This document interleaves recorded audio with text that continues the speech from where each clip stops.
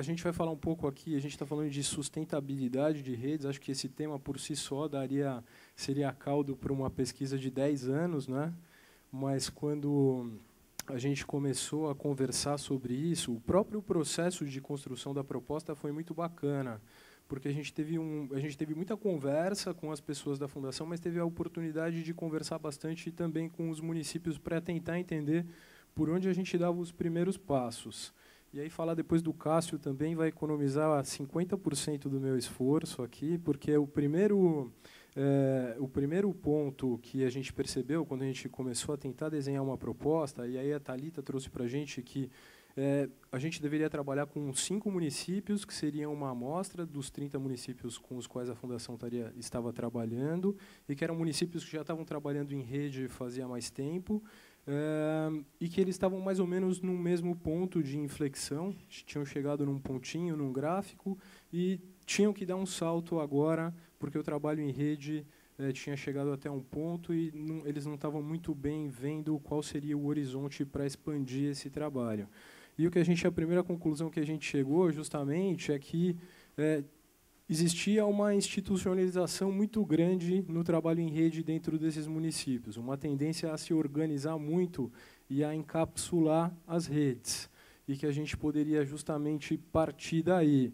E a nossa primeira proposta foi justamente que a gente expandisse um pouco esse trabalho, saísse daquele espectro de rede que estava sendo olhado num primeiro ponto e começasse a ver a rede como ela realmente era, né? Então, quem eram os atores que realmente faziam parte dessa rede, até onde ela ia, quais eram os limites dessa rede, se ela tinha realmente limites, olhando para redes dentro de redes, quais eram as redes que faziam parte de uma meta-rede maior dentro dos municípios.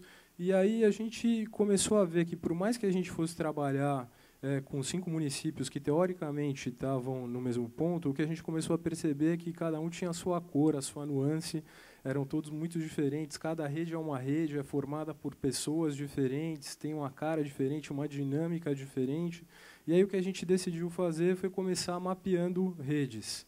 E aí a gente usou para isso a análise de redes sociais. E aí a Gabriela colocou bem, a análise de redes sociais ela funciona muito assim como um retrato de uma rede. É como quando a gente vai no médico, e o médico, a gente tem uma dor, não sabe o que é, e o médico pede para a gente um exame de imagem, e aí vai tentar descobrir aquilo que está acontecendo. A análise de redes faz mais ou menos a mesma coisa.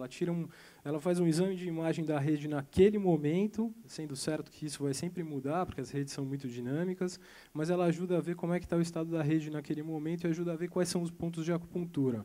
Ajuda muito para os gestores, se a gente pode chamar de gestores de rede, mas as pessoas que estão mobilizando, os weavers da rede, os articuladores, a verem onde é que estão esses gargalos, os pontos de acupuntura, mas a gente não foi por aí nesse trabalho. O que a gente queria ver nesse trabalho eram as dinâmicas de confiança, porque a gente considerou a evolução que a Fundação queria para essas redes como uma transição de algo que era um trabalho mais localizado para uma ideia mais de movimento. Então, a gente não estava trabalhando na rede material de atendimento. A gente não queria trabalhar nos fluxos de atendimento entre as organizações. A gente queria enxergar qual era a dinâmica de confiança que existia entre as pessoas que estavam dentro da rede. Para quê? Para a gente começar a ver quem eram as pessoas que poderiam ajudar a gente na construção dessas estratégias. Então, por exemplo, se a gente olha para esse modelo aqui, a gente vê que tem essa pessoa aqui que controla a passagem de informação para todo um outro lado de uma rede. Então, ela conta com a confiança de todo um lado da rede. O mapeamento de redes ajuda justamente a gente a enxergar dessa forma.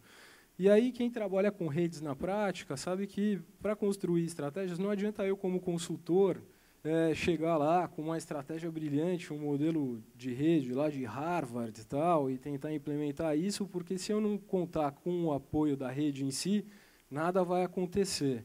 Então, a gente queria justamente encontrar dentro de um universo de pessoas, aqui só uma lista fictícia, tá? Então, de um universo de pessoas que fazem parte de uma rede, quem eram as pessoas que tinham maior capacidade de influência, justamente. Então, muito do que como a gente baseou o trabalho foi encontrar esses padrões de influência e aí tentar olhar para as questões do município e começar a trazer essas pessoas. E aí, muito interessante que a gente começou a ver, né, e isso sempre acontece, que quem a gente acha que tem poder na rede, muitas vezes não tem tanto poder como a gente imagina. E as pessoas que estão mais lá para o cantinho e a gente acha que são pessoas mais afastadas, às vezes têm uma capacidade de influenciar enorme e de trazer muito mais redes para dentro da nossa rede maior.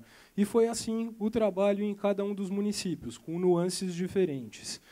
Em São Carlos, eu não quero me adiantar aqui, a Regina vai contar, mas tinha um desafio muito bacana de regionalização por conta do crescimento do município.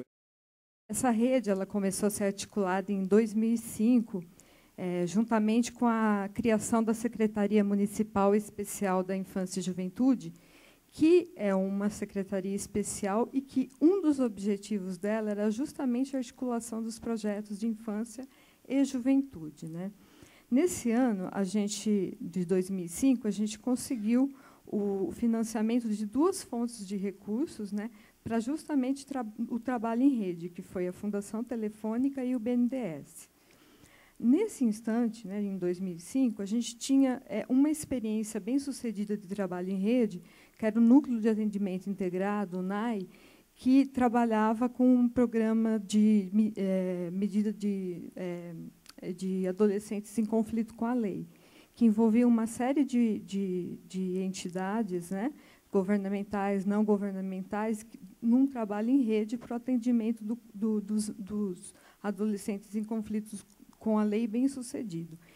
Bom, quando a gente partiu para a nossa planejamento em rede, a gente usou, então, primeiramente, essa experiência do NAI, né, e colocamos como desenvolvimento para os 4 anos, porque a gente estava assim, o planejamento da rede estava mais fincado no lado governamental, né, junto com o Conselho Municipal dos Direitos da Criança, mas estava colocado na Secretaria de Infância e Juventude, que era um órgão governamental, os 4 anos que a gente tinha para frente de governo, né? Então, nos 2 primeiros anos, a gente tinha como objetivo a integração, então, construir a rede com o NAI, né, e as entidades que orbitavam, né, o sistema NAI, que a gente chamava, e o começo da rede, que era as entidades de 0 a 7 anos, 6 anos, né, agora 5 anos.